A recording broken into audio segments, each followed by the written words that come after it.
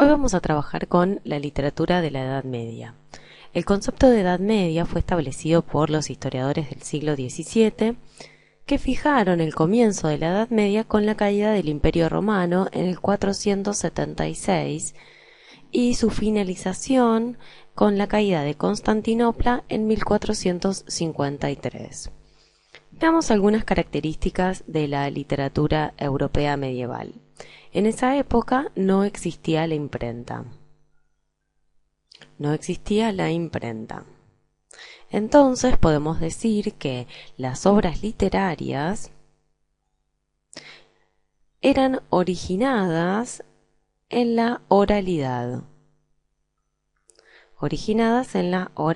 ¿Sí? Y también podemos decir que la población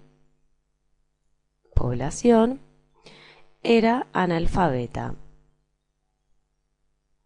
Todo esto es importante porque va a influir en el modo de componer, ¿sí? Porque los recursos que se van a utilizar van a ser determinados recursos que van a dejar una fuerte impresión en la imaginación de la audiencia, es decir, el receptor de estas obras literarias.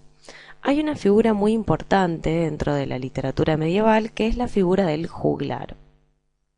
Cuando hablamos del juglar podemos hablar de la actuación juglaresca. El juglar era la persona que componía o que repetía estas obras literarias o poemas líricos y se apoyaba en su memoria y en la gestualidad. ¿Sí? Trabajaba mucho con la memoria y con la gestualidad. Veamos ahora algunas características de la poesía épica medieval. La poesía épica medieval, ¿sí? Poesía épica medieval, centraba su interés en la figura de el héroe. Es decir, el héroe iba a ser un personaje muy importante para este tipo de poesía. Con el héroe se exaltaban determinadas virtudes, ¿sí? Con esta figura se exaltan determinadas virtudes. Virtudes como, por ejemplo, la fuerza o la voluntad o el ingenio, etc. Este héroe no tiene poderes sobrenaturales.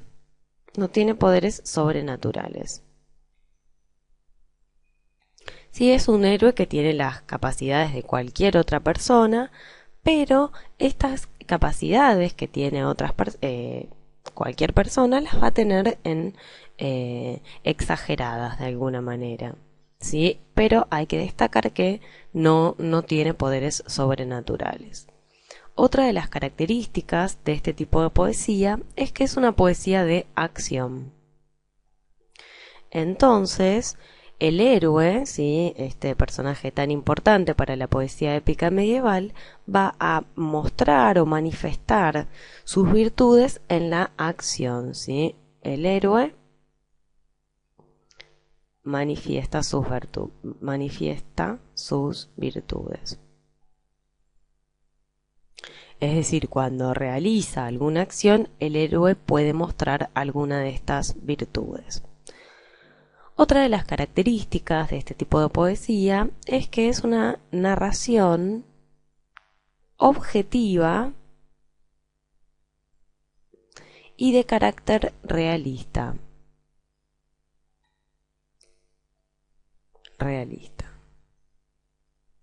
¿Sí? Por esto decimos que el héroe no tiene poderes sobrenaturales, ¿sí? Porque al ser una narración de carácter realista, no va a transcurrir en un ámbito fantástico, ¿sí? Sino que transcurre en un ambiente cotidiano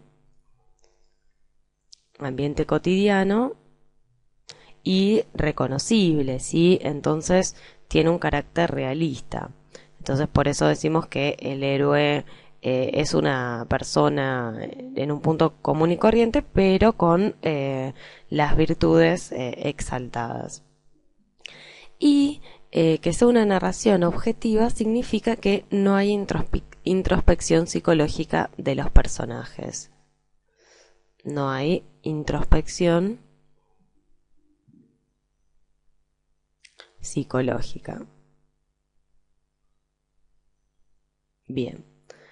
Otra de las características de este tipo de poesía es que posee lo que se llama linealidad y unidad de acción. Linealidad y unidad de acción.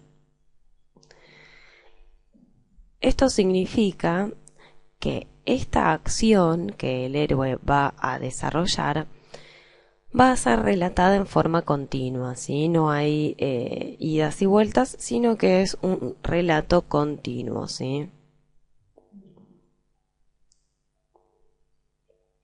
Bien. Otra de las características es que la unidad de composición es el verso. El verso es la unidad de composición y no la estrofa, ¿sí?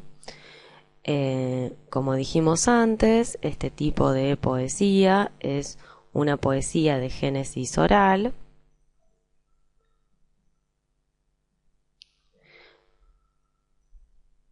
Y esta poesía de génesis oral justifica el carácter lineal, ¿sí? Y el tipo de versificación, que es una estructura más simple para que se pueda recordar más fácilmente a la hora de que el juglar, por ejemplo, la transmita.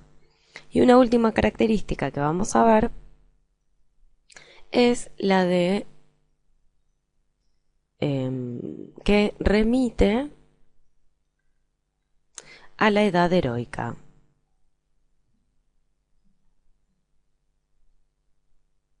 Sí, esto quiere decir que los hechos que se narran en un tiempo pasado van a estar relacionados con la exaltación de los valores de un pueblo.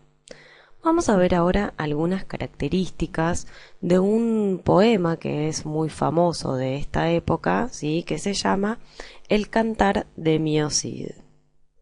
¿Sí? Veamos algunas características y cómo se configura el héroe en esta narración, ¿sí? El Cantar de Mio Cid.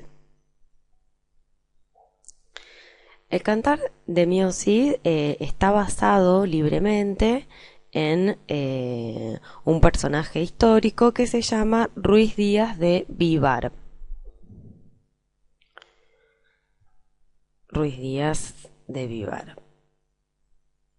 Este personaje sí fue un guerrero muy famoso que vivió entre los años 1043 y 1099. Ruiz Díaz de Vivar sirvió al rey Alfonso VI de Castilla, ¿sí? Sirvió al rey Alfonso VI de Castilla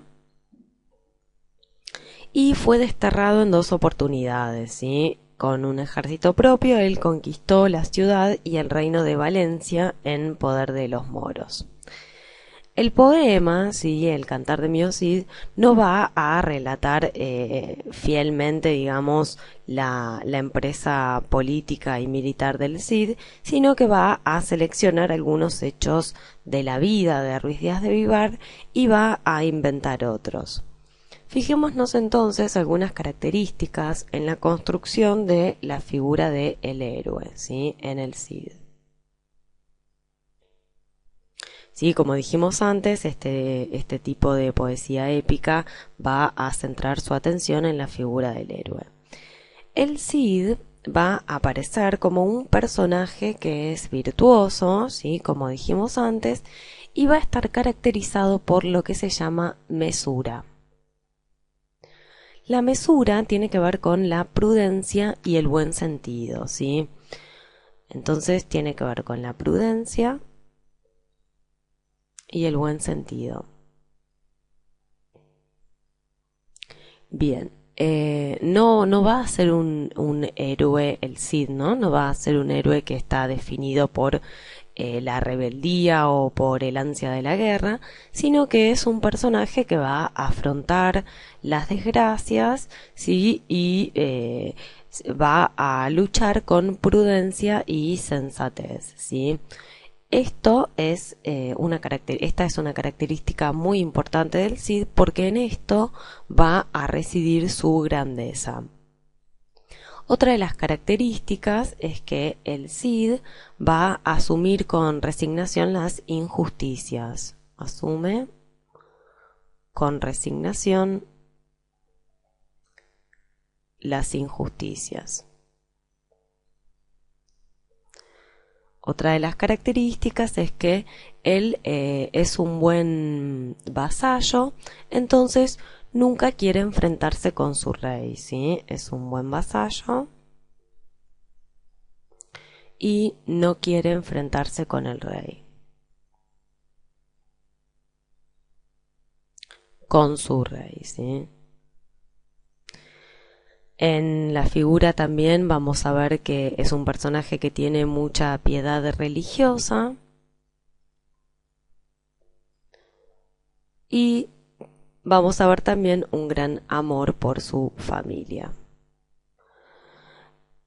En otro video vamos a ver algunas de estas características en un pequeño fragmento de El Cantar de Mio Cid.